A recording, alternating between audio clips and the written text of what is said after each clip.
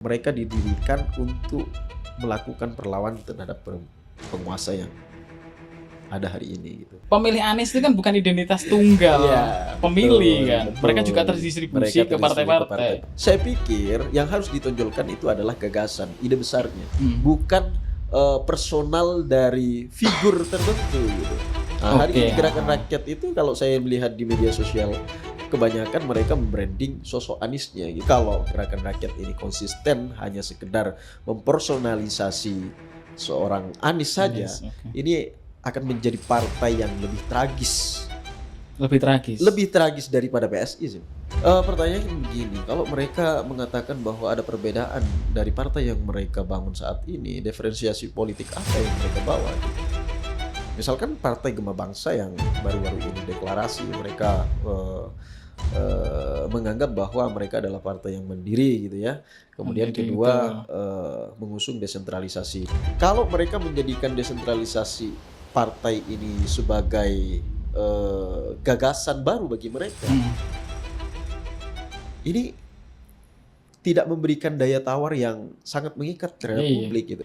Ya kalau hanya sekedar mendirikan partai politik, saya pikir itu nggak bakal lama gitu. Baru mendirikan sekarang, besok sebelum tahun 2029 udah lupa orang gitu.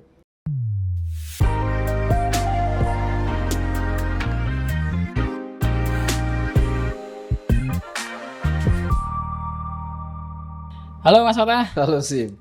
Pengamat politik yang katanya kurang santun dan disuruh netral. Oke Mas, kita diskusi santai-santai aja Mas. Nah kalau ini Mas Fatah, beberapa hari ini kan kita ada fenomena politik yang cukup menarik ya, soal kemunculan partai baru ini Mas, yang baru mendeklarasikan diri. Ada satu partai yang sudah mendeklarasikan diri, terus ada satu ormas yang sudah mendeklarasikan diri mau untuk jadi partai politik gitu. Nah, sebenarnya ini ada fenomena apa sih Mas? Kita lihat kan partai di Indonesia udah banyak ya. Kalau yang lolos pemilu kemarin udah yang nasional dia 18. Belum lagi partai lokal aja. Kalau dihitung keseluruhan bahkan bisa sampai 70-an tuh partai politik di Indonesia. Nah, fenomenanya sebenarnya ada apa sih Mas? Apakah misalnya kalau kita mengacu ke putusan MK misal, itu kan ada kemungkinan memang di pemilu 2029 tuh threshold akan turun gitu untuk mengusung calon presiden misalnya. Kalau misalkan kita lihat kemarin kan mereka selain ngomong soal partainya partai apa, mereka kan juga ngomong soal udah ngomong pilpres kan. Nah saya melihatnya fenomena ini sebagai apa ya Mas? Aji mumpung threshold nggak tinggi, atau ya memang ada sesuatu yang baru yang ingin ditawarkan sama mereka sebenarnya. Kan melihatnya gimana tuh? Ya kalau saya melihatnya ini sebenarnya tidak ada fenomena apapun yang terjadi pada saat ini, dan itu memang karakter masyarakat politik kita dan juga karakter dari elit politik kita mungkin ya, politisi-politisi kita yang ingin tampil dan ingin berbeda mungkin dari yang lain, atau mungkin ada elit-elit politik atau politisi-politisi kita tidak mendapatkan panggung di partai sebelumnya, di partai yang lain, dan mereka berupaya untuk membuat entitas baru lah biar kelihatan gitu, meskipun mereka juga tidak dijamin partai-partai baru ini kemudian lolos verifikasi, baik itu administrasi ataupun faktual. Ya sebenarnya saya pikir mereka sebagian mungkin sadar kalau mereka itu tidak akan lolos verifikasi faktual gitu, khususnya faktual yang paling sulit dilakukan. Saya sempat melakukan itu juga, turun di lapangan dan melakukan verifikasi faktual. Yang saya lakukan pada saat itu Partai Umat gitu ya. Ya ada banyak persoalan yang dihadapi oleh partai-partai baru ini sebenarnya di lapangan ketika melakukan proses faktual di lapangan gitu. Secara administratif juga tidak memenuhi gitu ya. Banyak hal-hal yang begitu. Cuma ini mereka kan ingin mendapatkan daya tawar gitu, bergaining ya, baik itu di mata publik, khususnya di mata elit politik atau para penguasa kalau saya melihatnya gitu. Jadi meskipun mereka itu partai yang mereka bentuk tidak masuk kemudian atau tidak menjadi peserta pemilu, setidaknya mereka menjadi bagian dari pendukung salah satu menjadi salah satu mesin politik dari partai tertentu, mungkin dikonversi ke pengikut-pengikutnya ini diarahkan untuk memilih salah satu partai tertentu atau mendukung calon presiden tertentu gitu.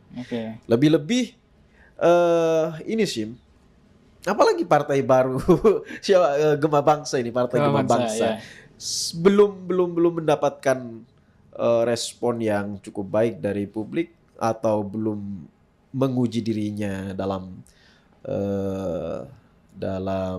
menguji elektabilitasnya gitu ya. Di tingkat elektoral mereka sudah memberikan dukungan kepada Pak Prabowo. Ini sebenarnya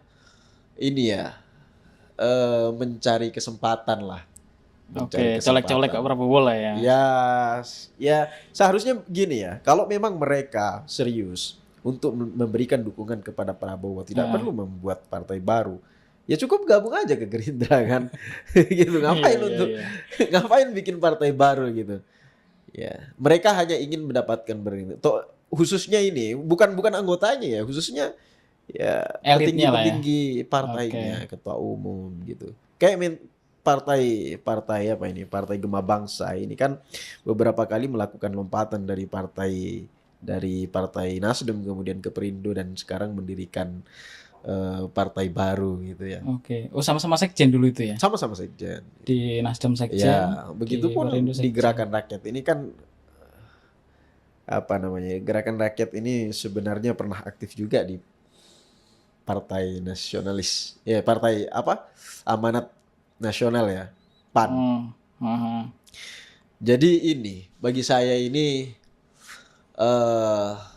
selain Lata membentuk partai politik ya. Membentuk partai politik kemudian ikut-ikutan, itu memang karakter bangsa kita itu. Ikut-ikutan itu ya. Ikut-ikutan. Jadi pengen eksis, pengen pengakuan gitu kan. Baik itu pengakuan dari publik ataupun dari elit penguasa gitu. Kemudian selain itu mungkin juga banyak politisi-politisi hari ini melihat dengan putusan MK 116 itu mereka berpikir bahwa dengan dihapusnya ambang batas ini memberikan celah atau memberikan karpet merah bagi partai baru untuk lolos ke Senayan. Sebenarnya tidak begitu gitu. Bahkan ya ini kan belum dijadikan sebagai belum dimasukkan ke dalam undang-undang pemilu, bahkan persentasenya juga tidak bisa diatur oleh MK. Kalau menurut teman-teman saya itu kan teman-teman anak hukum itu, nah itu nggak bisa MK itu mengatur persentase angka berapa persen, itu nggak bisa. Itu tetap membuat undang-undang. Dikembalikan ke pembuat undang-undang. Kuncinya tetap di legislatif gitu. Nah kuncinya ini menentukan ambang batas kan masih di DPR. Dan pemerintah sebagai pembuat undang-undang ya. Sebagai pembuat undang-undang gitu. Jadi kalau mereka bermimpi untuk lolos ke Senayan kemudian beranggapan bahwa dihapusnya ambang batas ini memungkinkan mereka masuk ke Senayan dan menganggap bahwa ambang batas ini 0% atau 1%, ya saya pikir itu terlalu dini mereka berpikir demikian gitu ya. Saya pikir ini partai-partai politik yang ada yang sudah lama, apalagi yang berkuasa atau memiliki kursi di Senayan, itu juga berpikir tidak semudah itu gitu. Jadi mereka tetap berupaya untuk menjaga barrier to entry di parlemen, bagaimana partai-partai baru ini tidak bisa mendapatkan kursi dan alokasi sumber daya negara juga tidak terdistribusi ke partai-partai yang lain gitu. Bayangkan ya, meskipun ini ya semakin banyak partai politik ini kan menunjukkan bahwa parlemen ini inklusivitas parlemen itu ada gitu. Betul. Tapi ini tidak sehat juga dalam penetapan kebijakan gitu kan. Konsolidasinya itu, mungkin agak sulit ya. Terlalu untuk menetapkan peraturan perundang-undangan dan lain sebagainya gitu kan. termasuk anggaran dan lain sebagainya. Dan selain itu juga di sisi yang lain, ini kan juga membingungkan rakyat gitu. Iya, Sebenarnya betul. ini mengaburkan eh, apa namanya? Mengaburkan perjuangan rakyat gitu. Sebenarnya yang diperjuangkan ini siapa gitu. Kalau terlalu banyak partai-partai politik ini kemudian mengatasnamakan rakyat, rakyat yang mana yang diatasnamakan mereka gitu. Oke, gini Mas.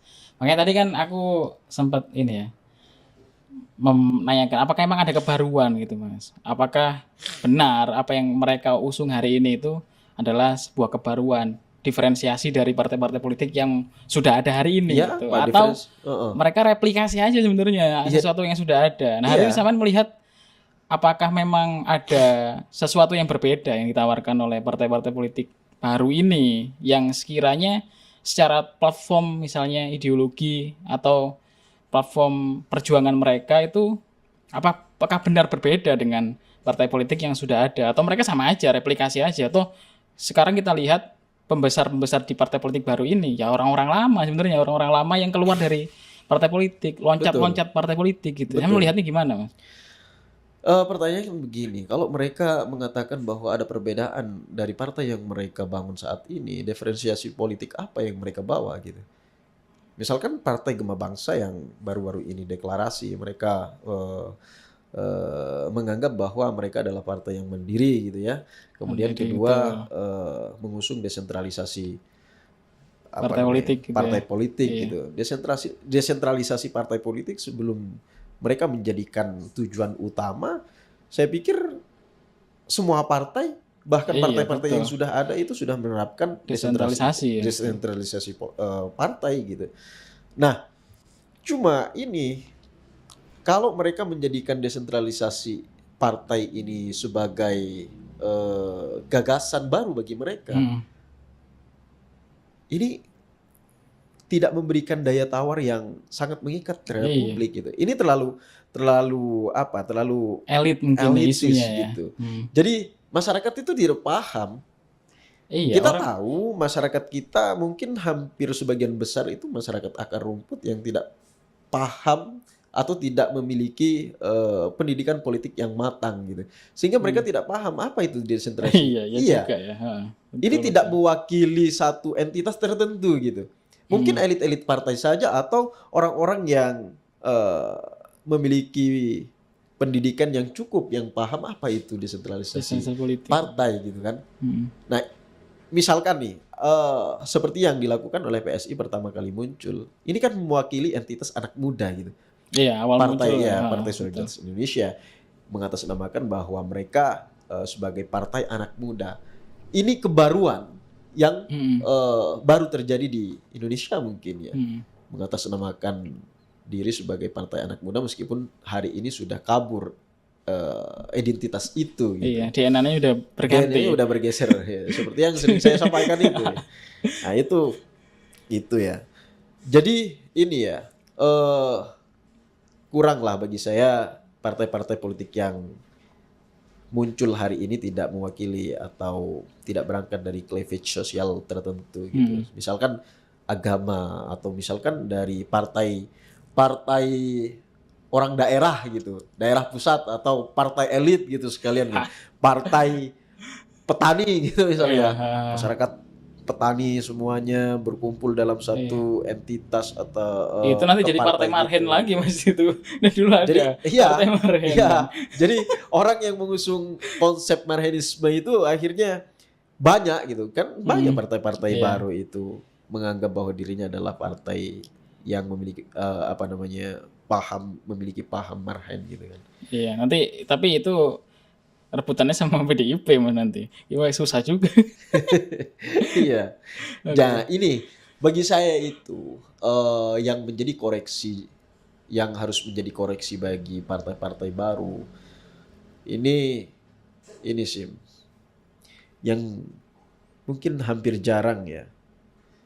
Mereka berdiri atau mereka didirikan untuk melakukan perlawanan terhadap penguasa yang ada hari ini gitu. Oke. Kalau ini Mas, gerakan rakyat kan secara ideologi mungkin gerakan mereka juga dilatar belakangi karena kesamaan kemarin ketika mendukung Anies Baswedan. Kalau kita lihat di websitenya kan salah satu yang jadi alasan mereka mendirikannya kan ingin institusionalisasi relawan ini kan sebenarnya. Itu kan ya walaupun relawan Anies Baswedan, walaupun secara eksplisit gak disampaikan ini melakukan perlawanan kepada pemerintah, seenggaknya kan ini barisan-barisan sayap kiri ini hari ini kan.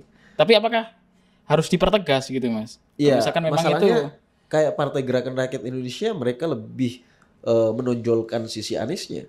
Mereka berdiri karena mengusung visi misinya Anies itu menjadi presiden, gitu kan. Saya pikir tidak semua masyarakat Indonesia itu berapa persen sih Anies dapat ini, gitu kan di Pilpres kemarin gitu kan. Seperempat. Saya pikir yang harus ditonjolkan itu adalah gagasan, ide besarnya, bukan personal dari figur tertentu gitu. Hari ini Gerakan Rakyat itu kalau saya melihat di media sosial kebanyakan mereka membranding sosok Aniesnya gitu sebagai orang yang akan diusung oleh mereka pada kontestasi politik di 2029 sebagai pemimpin nasional. Gitu kan. Ini terlalu terpersonalisasi dan saya pikir kalau terlalu terpersonalisasi seperti ini, Anies ini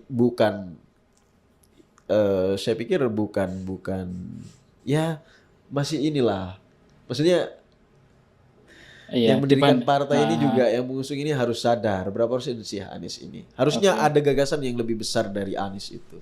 Anies ini hanya kalau persoalan nanti mereka harus mengusung Anies di 2029 itu bukan persoalan, gitu kan. Tapi ada gagasan besar yang harus ditunjukkan itu.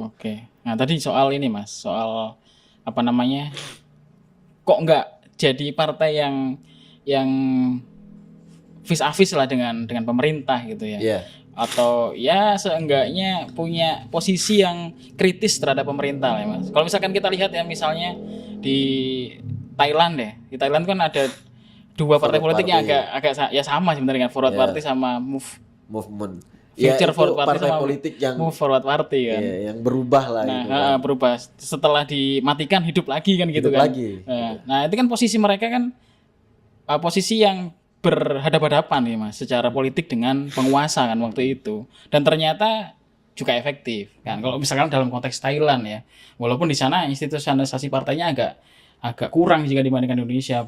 Bahkan mereka yang menang di tahun 2023 ya itu ya, toh dibubarkan di tahun 2024. Tapi apakah kemudian posisi yang saya sampaikan tadi sebagai partai politik yang berhadapan-hadapan dengan pemerintah itu kemudian menjadi peluang gitu, menjadi peluang bagi partai baru ini untuk seenggaknya mendapat atensi dari masyarakat, dari publik. Melihat hari ini misalnya ketika Presiden Prabowo misalnya secara overrating mungkin masih tinggi ya, tapi kalau misalkan dilihat dari trennya itu kan sedikit mengalami penurunan. Di 100 hari pertama itu 80% ya, sekitar 80%. Sekarang survei indikator politik Indonesia itu kan di 77 di bulan Oktober tahun 2025. Bahkan di survei kita di PRC itu kan sempat ada di 64% bahkan ya di Juni 2025.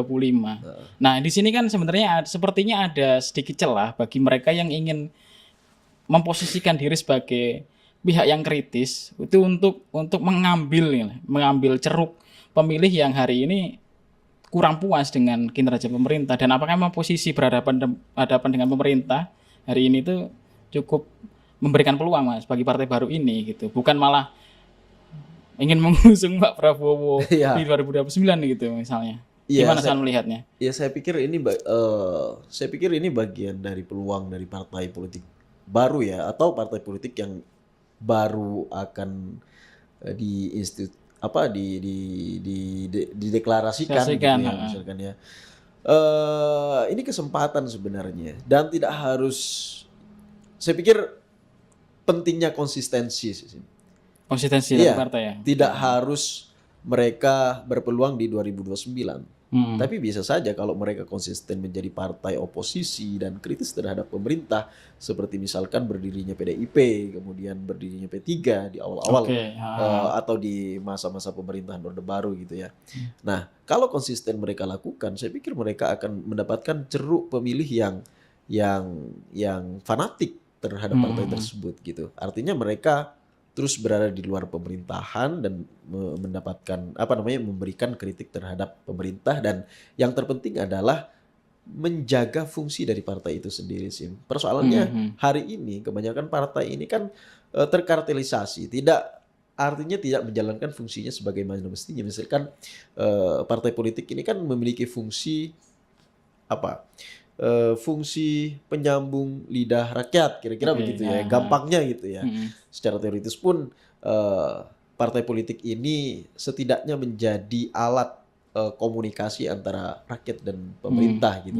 Jadi aspirasi dan pendapat rakyat itu diartikulasikan sebagai alat agregasi pendapat dan aspirasi politik dari rakyat, bukan sebagai alat pendukung kekuasaan atau penguasa gitu.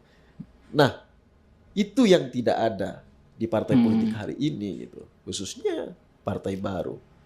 Ya, kalau Partai Gerakan Rakyat ini konsisten menjadi bagian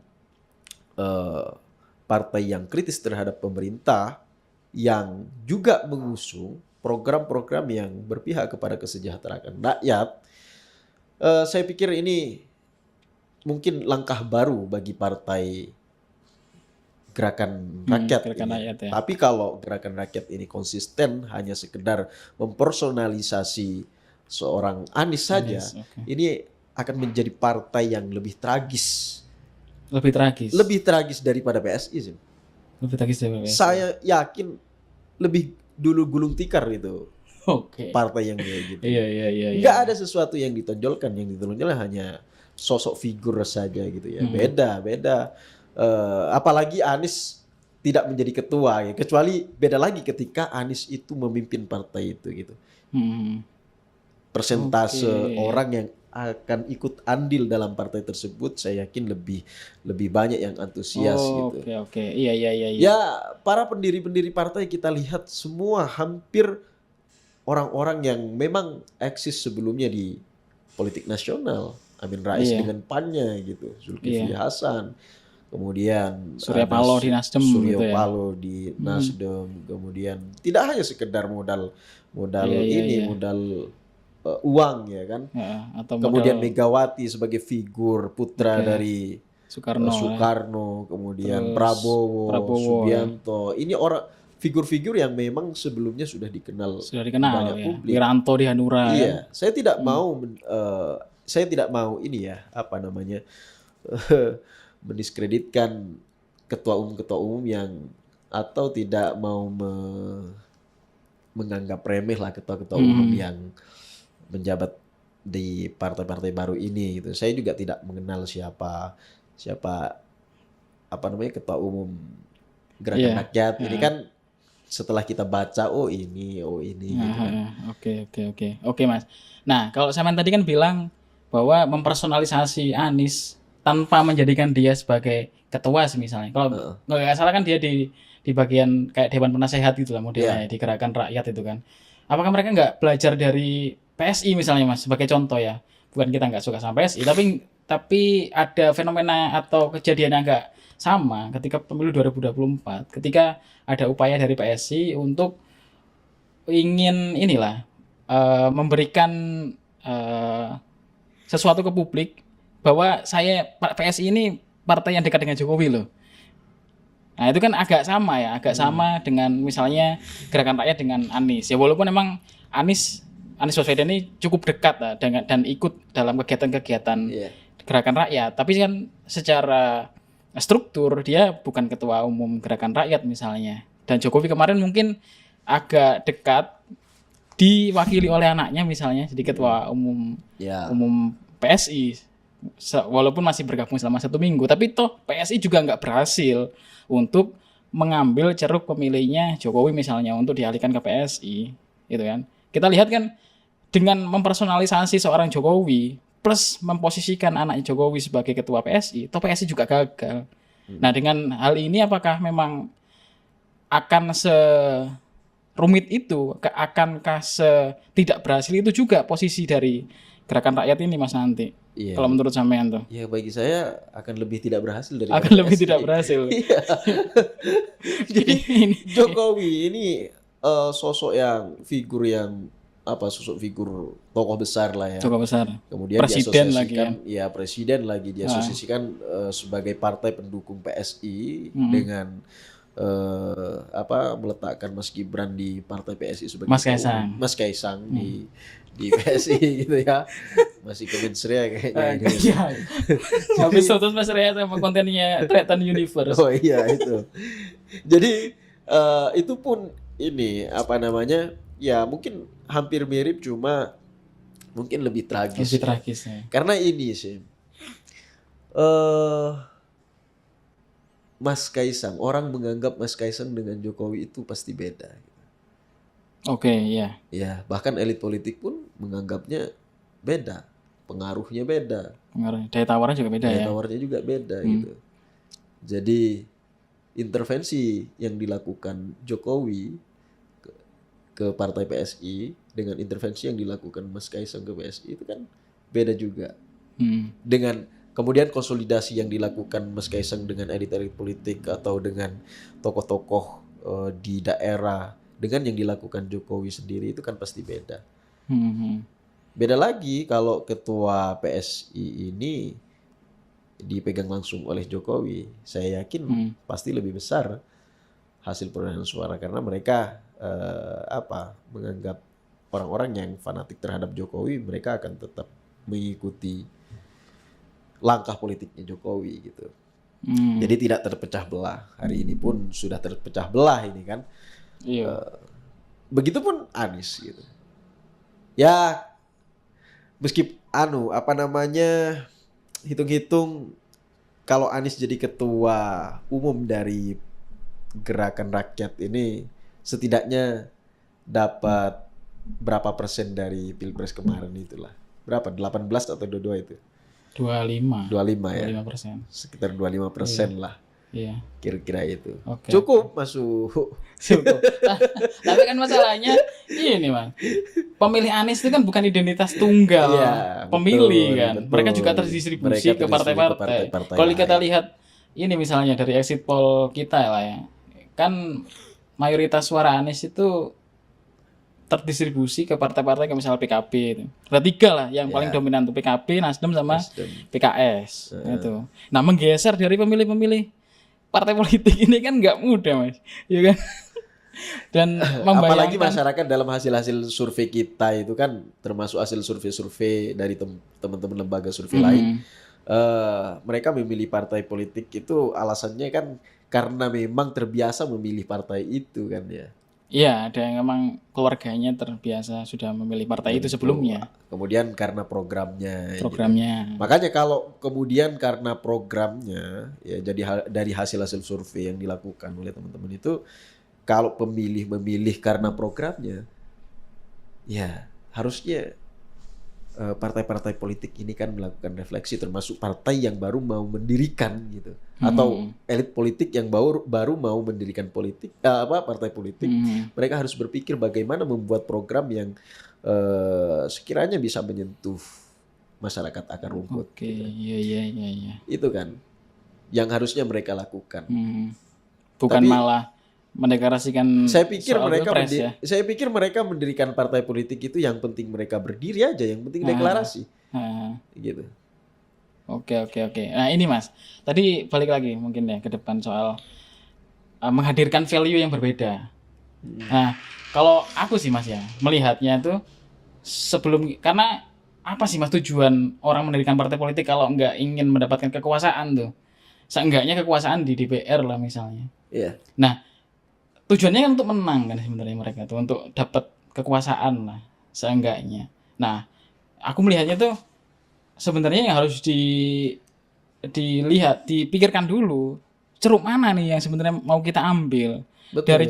Dari ceruk yang sudah kita tentukan itu tadi, kita akan misalnya meriset lah ya. Gimana sih sebenarnya kayak orang-orang dalam ceruk pemilih yang seperti itu karakternya kayak gimana sih?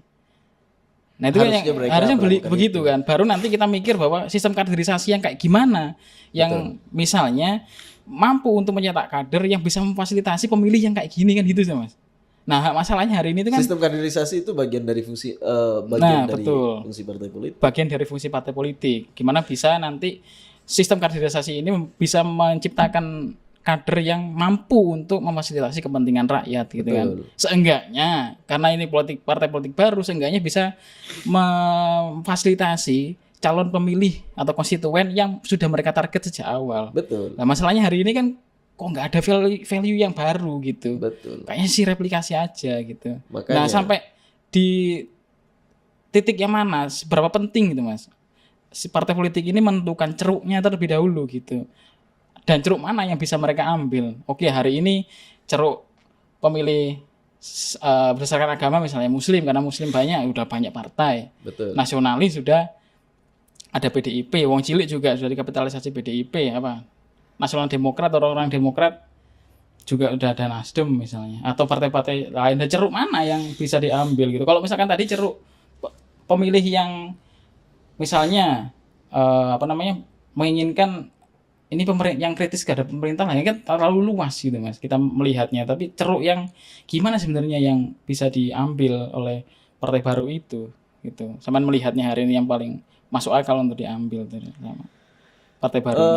Memang ini sih, kalau kita mencermati partai-partai politik yang ada di Indonesia, khususnya di Indonesia ya, bahkan di beberapa negara pun demikian, bahwa partai politik hari ini itu lebih cenderung kepada catch all party gitu. Jadi mereka mengambil semua ceruk yang ada gitu. Tebar jaring aja lah yang penting. Iya betul.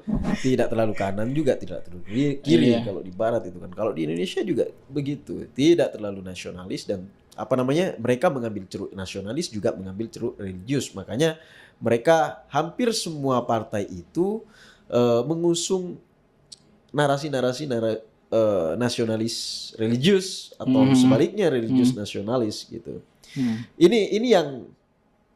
Ini yang perlu mungkin yang perlu dikaji ulang oleh elit-elit politik partai yang baru ingin mendirikan partai gitu kan. Mereka harus betul-betul melihat ceruk mana yang seperti yang kamu sampaikan tadi, ceruk mana yang harus diambil gitu. Ya, kalau hanya sekedar mendirikan partai politik, saya pikir itu nggak bakal lama gitu. Baru mendirikan sekarang, besok sebelum tahun 2029 udah lupa orang gitu. Oke. Jangankan ini sih, yang seharusnya masuk parlemen dari partai-partai baru yang sudah berdiri sebelumnya, itu partai buruh sih, dan harusnya mendapatkan kalau kita melihat dari jumlah buruh yang ada di Indonesia misalkan dari data BPS kalau nggak salah itu 54 juta gitu kan. 54 juta. Itu yang terdaftar sebagai buruh. Sebagai buruh ya. Kalau misalkan yang terdaftar sebagai anggota syarikat-syarikat buruh mungkin sekitar udah pasti pemilih itu yang sudah pasti pemilih yang seharusnya ini jelas partai buruh ini pun jelas ceruknya. Platformnya udah jelas. Platformnya sudah jelas. Ideologinya juga mungkin sudah jelas. Apalagi sebagai partai buruh yang seharusnya buruh-buruh di Indonesia itu milih dia gitu ya. Iya, terdistribusi ke partai buruh, tidak terpecah belah gitu. Persoalannya buruh-buruh kita itu kan terfragmentasi menjadi beberapa bagian, beberapa syarikat gitu kan. Juga terdistribusi ke partai-partai yang sudah ada gitu. Oke. Nah, kalau memang kalau memang ceruk buruh ini benar-benar dimaksimalkan ya kan. Saya yakin partai buruh ini, masalahnya banyak orang yang tidak mengaku dirinya sebagai buruh juga, ya kan? Iya. Tapi masuk akal ya Mas Fata. Kalau misalnya 54 juta itu kan hampir seperempat pemilih itu. Seperempat pemilih kan itu. Kalau misalkan DPT-nya 200 juta misalnya, itu kan udah seperempat tuh.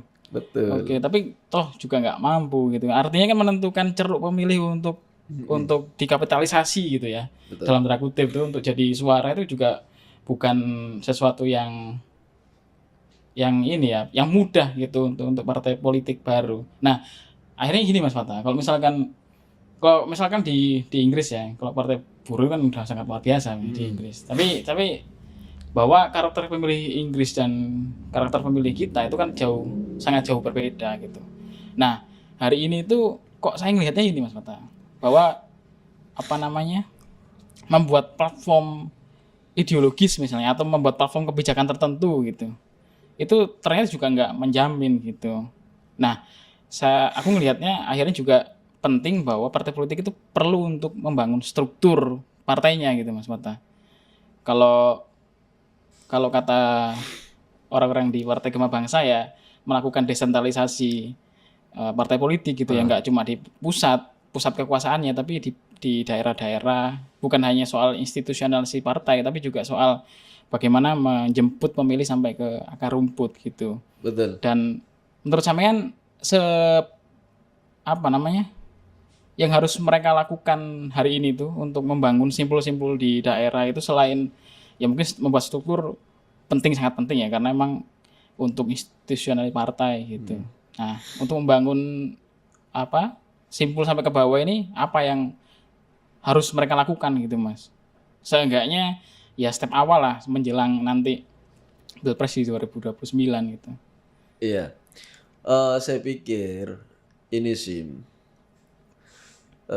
partai-partai baru ini harus mencari simpul-simpul kecil di setiap daerah, bahkan mungkin di kampung ya, komunitas-komunitas misalkan seperti arisan, ibu-ibu arisan, ini yang harus menjadi ceruk mereka gitu. Kemudian mereka direkrut dan melakukan kaderisasi kepada simpul-simpul yang ada di bawah ini gitu ya. Kalau ini apa namanya, kalau kita bicara soal kerja-kerja kolektif di bawah di akar rumput, persoalannya hari ini sih untuk melakukan kerja-kerja begitu kan butuh operasional. Nah, betul. Operasional ini tidak lepas dari distribusi yang diberikan oleh pengurus-pengurus pusat. Oke. Kalau kemudian mereka ingin melakukan desentralisasi kepartaian, ya mereka tidak bisa melakukan atau membuat kebijakan program kerja sendiri. Bahkan di tingkat kecamatan tidak bisa membuat program kerja sendiri. Kemudian mereka memberikan apa ya, bantuan apapun yang dilakukan di tingkat kecamatan gitu kan. Mereka tetap membutuhkan asupan dari pusat ya. Dari pusat tetap membutuhkan insentif dari pusat. Pusat ke daerah, kabupaten, kabupaten ke kecamatan gitu kan. Jadi saya pikir kalau mereka berpikir, ini kan konsep desentralisasi kepartaian, sebenarnya mereka ingin memberikan kewenangan kepada pengurus kabupaten dalam hal menentukan kebijakan-kebijakan, kemudian dalam hal menentukan kemitraan di tingkat lokal dengan pemerintah. Punya keleluasaan lah ya di daerah itu ya. Termasuk dalam menentukan calon-calon kepala daerahnya gitu, tidak ditentukan oleh pusat gitu, tapi mereka bisa menentukan sendiri.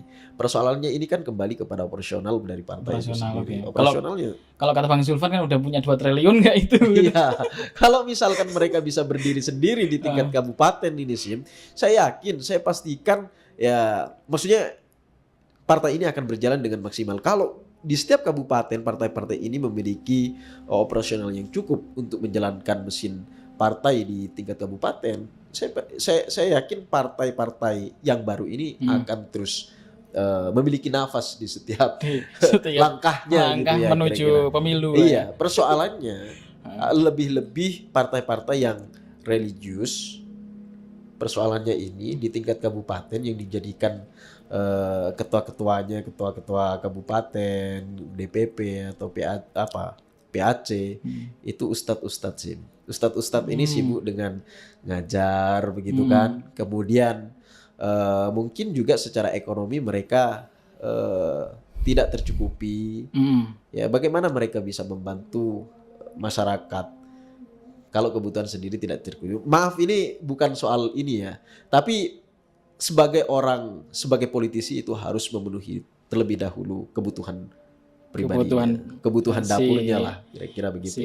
Ya, makanya banyak partai politik itu membentuk pengurus-pengurus di tingkat lokal, termasuk ketua umumnya itu dari orang-orang yang memiliki modal yang cukup sih, Hmm. seperti bisnismen gitu, pengusaha-pengusaha lokal gitu.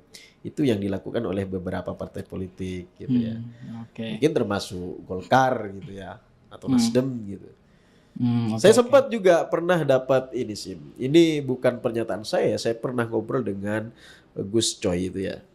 Gus Coy Gus Nasdem. Coy, ya saya pernah ketemu dengan beliau di tahun 2018. Beliau menyampaikan begini, jangan buru-buru masuk partai politik gitu. Masih terlalu panjang, masih terlalu mudah. Gitu. Cari uang yang banyak, kata Gus Coy gitu kan. Kita, Nasdem ini tidak berkembang selama ini karena partai-partai politik, karena pengurus-pengurus atau ketua-ketua di tingkat DPP, kabupaten itu DPP ya? Di kabupaten DPP apa? DPD ya? DPD. DPD di tingkat kabupaten itu kebanyakan ustadz-ustadz, makanya nggak jalan itu gitu. Oke, oke, oke. Yang kita cari ini adalah orang-orang yang punya usaha yang bisa menjalankan roda partai di tingkat ini. Karena menjalankan mesin partai ini butuh modal. Saya pikir itu sih. Butuh modal besar emang ya. Ya. Kita nggak mungkin menjalankan mesin, nggak mungkin menjalankan mobil motor tanpa bensin kan ya. Iya. Oke. Apalagi Nah, masyarakat kita ini, pragmatis hari ini. Iya, oke. Nah ini terakhir Mas Fata. Nah tadi kan bicara bahwa pembuatan struktur sampai ke akar rumput hari ini itu harus dilakukan dulu penguatan di tingkat nasional gitu lah ya. Iya. Bahwa struktur partai yang di pusat ini harus settle dulu nih. Kalau kata Bang Zulfan itu ya punya nggak 2 triliun nih untuk menjalankan mesin partai, kalau nggak punya nggak usah lah.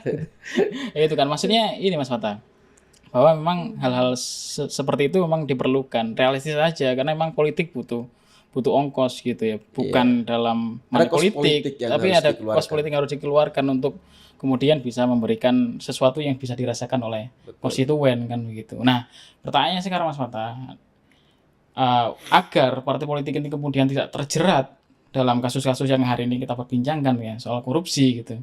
Nah partai-partai baru ini gimana Mas? Maksudnya Mas Fata punya gambaran nggak itu? Harus ngapain ini partai politik baru ini untuk untuk mengumpulkan dana sebegitu banyaknya misalnya? Apakah iuran kayak di Amerika misalnya kalau ada pilpres kan crowdfunding kan gitu? Atau bagaimana supaya mereka partai baru ini nggak terjerat lagi dengan urusan-urusan korupsi misalnya? Atau kalau misalkan pakai pengusaha gitu ya, pakai usaha ini kan secara logika mungkin oke lah, orang yang cukup punya uang, kalaupun keluar ya nggak terlalu banyak ataupun masih cukup untuk memenuhi kebutuhannya sehingga mereka nggak kemudian mencari celah untuk mengembalikan karena toh secara finansial mereka sudah cukup tercover gitu ya. Nah kalau misalkan nggak diperhitungkan begitu kan ya mereka akan terjebak di ruangan yang sama, di ruangan korupsi itu gitu, agar nanti partai ini nggak kemudian terjebak dalam kubangan yang sama, praktik-praktik korupsi itu gimana? Dengan kenyataan bahwa ya menjalankan roda partai politik itu nggak murah gitu. Ini sih kalau bicara korupsi itu sebenarnya susah. Tidak ada cara untuk mencegah korupsi itu. Kembali kepada masing-masing individu di partai itu. Gitu. Selama ya nggak bisa memang. Oke, nggak hanya soal sistem ini ya, soal mental berarti ya, mental individu ya. Soal mental individu, soal moralnya juga. Kalau misal bicara soal sistem, misalkan harus orang-orang pemilik modal yang harus jadi pengurus partai karena mereka secara finansial sudah terpenuhi hidupnya gitu ya. Tapi kan tentu mereka itu berharap ada timbal balik dari apa yang mereka keluarkan untuk partai itu gitu. Nah itu yang menyebabkan korupsi juga gitu. Tapi ini saya pikir ya Sim, sebenarnya gerakan-gerakan yang dilakukan partai politik yang cenderung terinstitusionalisasi itu lebih masif dari gerakan-gerakan volunteer yang dilakukan kultur dalam memobilisasi massa setiap pemilihan gitu. Ya seperti yang terjadi di Situbondo misalkan. Jadi Situbondo itu ya banyak kalangan santri yang tidak tercukupi ekonominya, tapi mereka berani untuk mengeluarkan uang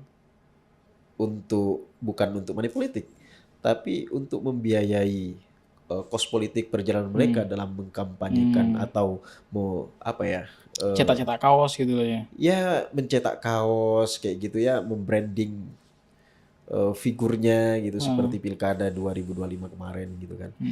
Cetak banner gitu ya. Secara finansial mereka bukan orang yang betul-betul terpenuhi hidupnya, tapi mereka mau mengeluarkan duit untuk membeli kaos 5 biji kemudian dibagi-bagikan ke tetangga gitu. Nah, apa ya?